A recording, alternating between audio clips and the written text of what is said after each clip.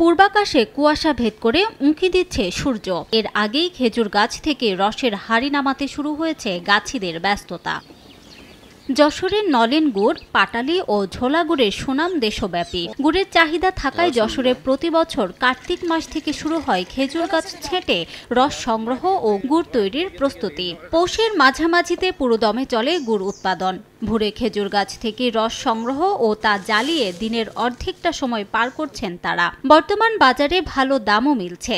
হাট বাজারের পাশাপাশি অনেক ক্রেতা বাড়ি থেকে গুড় সংগ্রহ করছেন। প্রতিদিন 10-15টা গাছ কাটা হইতেছে এখন। আর রস 5টা-7টা রস আসছে, 5-7টা রস হলে দেখা যাচ্ছে যে 5 কেজি 6 কেজি পাটালি আসছে। 80টা গাছ কাটতেছি।